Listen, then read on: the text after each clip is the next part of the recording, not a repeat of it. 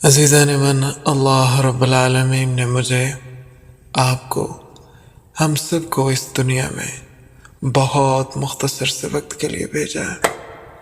یہاں پہ ہمیں آئے روز چھوٹے چھوٹے امتحانات سے واسطہ پڑتا ہے۔ دراصل یہ زندگی بھی ایک بہت بڑا امتحان ہے، جس کے بارے میں اللہ رب العالمین نے ارشاد فرمایا کہ ہم نے اس موت و حیات کو تخلیق اس لیے کیا ہے تاکہ ہم یہ جانچ سکیں کہ تم میں سے کون ہے جو بہتر عمل کر کے واپس آتا ہے۔ جس امتحان سے پہلے انسان کو اس میں آنے والے سوالات کے بارے میں معلوم ہو جائے، اس بندے کی خوشی کی کوئی انتہا نہیں ہوتی، اور پھر اس کا پورا فوکس انہی سوالات کے جوابات کو تلاشنے میں اور ان کی تیاری میں لگتا ہے۔ ایک امتحان ہم اس زندگی میں دے رہے ہیں، جبکہ دوسرا امتحان جب اس زندگی کا اختتام اور نئی زندگی کا آغاز ہوگا وہاں پر دیں گے۔ ابو داؤد شریف کے اندر روایت آتی ہے کہ انسان سے قبر میں 3 سوال کیے جائیں گے۔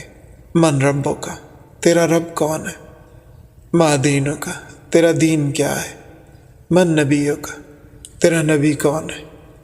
اور مسند احمد نے اس تیسرے سوال کو یوں ایڈریس کیا ہے، ما کنت تقول ھذا الرجل، اس شخص یعنی نبی صلی اللہ تعالی علیہ وآلہ وسلم کے بارے میں تو کیا کہا کرتا تھا؟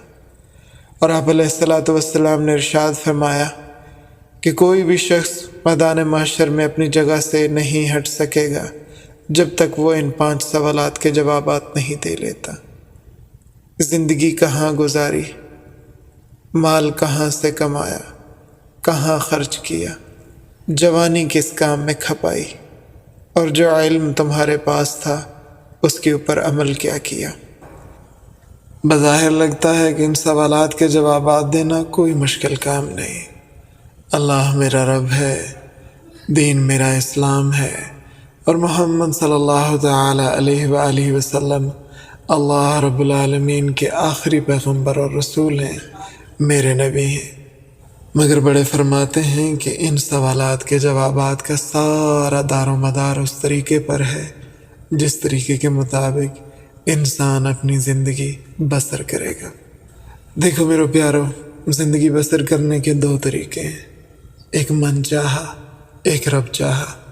من چاہی زندگی کے اندر انسان ان طور طریقوں کو اپناتا ہے جس میں اسے وقتی طور پر کامیابی اور فائدہ نظر آتا ہے، اور جب وقتی فائدے اور کامیابی کے سٹینڈرڈ تبدیل ہوتے ہیں، اس کا رہن سہن، اس کے طور طریقے، اس کے انداز و اطوار بدل جاتے ہیں۔ جبکہ جو رب چاہی زندگی کا آغاز کرتا ہے، وہ ایسٹ میں ہو یا ویسٹ میں ہو، وہ تنہا ہو یا ہزاروں لاکھوں کروڑوں کے مجمع میں، وہ اللہ تعالیٰ کی متعین کردہ حدود، قواعد اور ضوابط سے روگردانی نہیں کرے گا۔ ایسا شخص جو اللہ رب العالمین کا فرما بردار ہے، مٹی کے گھر میں بھی رہتا ہے تو کامیاب ہے، اور ایسا شخص جو سونے کے محلات کے اندر رہتا ہے مگر اللہ رب العالمین کا نافرمان ہے، وہ ناکام ہے۔ کامیابی وہ نہیں میرے پیارو جو تھوڑے وقت کے لیے ہو اور اس کے بعد ختم ہو جائے، کامیابی وہ ہے جو ہمیشہ ہمیشہ رہے۔ یہاں ہمیں دنیا میں پتہ چلتا ہے فلاں شخص اتنے برسوں سے بیمار تھا، اس کا انتقال ہوا، اس کی مصیبت ختم ہوئی۔ فلاں شخص غربت و افلاس کے ساتھ اتنے برسوں سے جی رہا تھا، مر گیا، اس کے حالات کی سختی اختتام پذیر ہوئی۔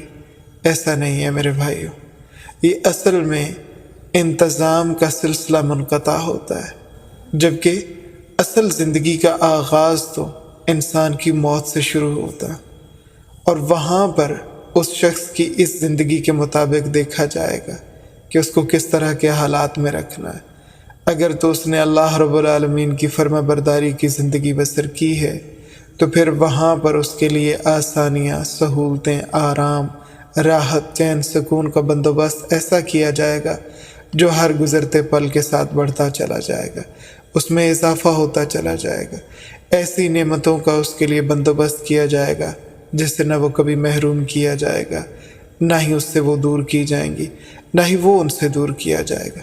نہ ان نعمتوں کے حوالے سے اس سے کوئی باز پرس ہوگی، نہ سوال و جواب۔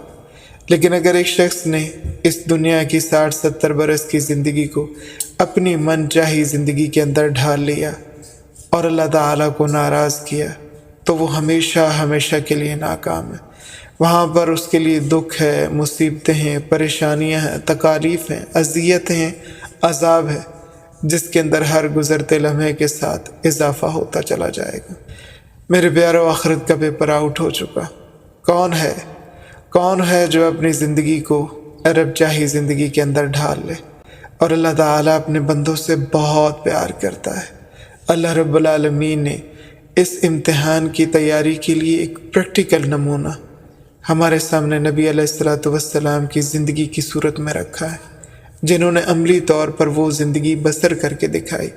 ہمارے سامنے ہے کہ حضور علیہ الصلوۃ والسلام نے تجارت کس طرح کی، گھر کی زندگی کس طرح بسر کی، باہر کی زندگی کس طرح بسر کی، دشمنوں کے ساتھ تعلق کیسے روا رکھا۔ جب آپ علیہ الصلوۃ والسلام فاتح ہیں تو آپ کا کیا رویہ ہے، جب آپ علیہ الصلوۃ والسلام ایک معلم ہیں تو آپ کا کیا رویہ ہے، جب آپ علیہ الصلوۃ والسلام اپنے گھر میں ہوتے ہیں تو اپنے گھر والوں کے ساتھ کیا رویہ ہے، بچوں کے ساتھ آپ علیہ الصلوۃ والسلام کیسے پیش آتے ہیں، غلاموں کے ساتھ آپ کیسے پیش آتے ہیں، امراء رؤساء کے ساتھ آپ کیسے پیش آتے ہیں، حالت جنگ میں آپ علیہ الصلوۃ والسلام کس طرح کا طرز عمل اپناتے ہیں، آپ علیہ الصلوۃ والسلام کا خواتین، بیواؤں، یتیموں، بے آسروں اور بے سہارا لوگوں کے لیے کیا طرز عمل ہے۔ میرے بھائیوں، انسان کی زندگی ماں کے پیٹ سے آغاز ہوتی ہے، جہاں پر اللہ رب العالمین پانی کے ایک قطرے کے اوپر انسان کی تصویر بناتے ہیں۔ 3 اندھیروں میں اللہ رب العالمین اپنی قدرت سے انسان کو تخلیق فرماتے ہیں۔ هو الذی یصورکم فی الارحام کیف یشاء۔ اللہ تعالیٰ انسان کو جس طرح چاہتے ہیں اس طرح کی صورت عطا فرماتے ہیں، اور انسان وہاں پر مجبور محض ہے، اسے کچھ پتہ نہیں اس کے جسم کی رنگت کیا ہے، اس کے اعضاء کیسے ہیں، وہ کس خاندان میں پیدا کیا جائے گا، اس کے ماں باپ کون ہیں، اس کے بھائی بہن کون ہیں، کون سی زبان اسے بولنی پڑے گی، اور کتنا عرصہ اس نے اس دنیا کے اندر گزارنا ہے۔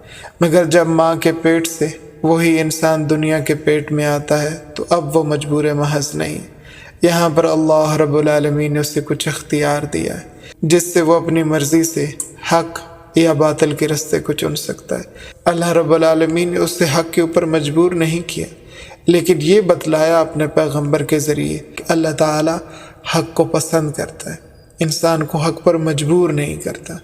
اب حق و باطل تو ہمارے سامنے ہے میرے پیارو، ہم نے اپنے اختیار کو استعمال کرنا ہے، اپنی زندگی کو بسر کرنا ہے۔ جانے والوں نے یہ بتایا ہے کہ آنے والے بھی جانے والے ہیں۔ اس دنیا میں کسی نے ہمیشہ ہمیشہ نہیں رہنا، جو آیا ہے اس کا مقرر وقت ہے اور اس میں چلے جانا ہے۔ ہم میں سے ہر ایک نے اپنے گھر سے اپنے پیاروں کو اپنے کندھوں پہ اٹھایا، اپنے ہاتھوں سے من و مٹی کے نیچے دفن کیا۔ ایک وقت آئے گا ہمیں بھی اس دنیا کو چھوڑنا ہے، یہاں سے چلے جانا ہے، اور پھر ہمارے بس میں کچھ نہیں ہوگا۔ اس سے پہلے کہ دیر ہو جائے، سانس باقی چانس باقی۔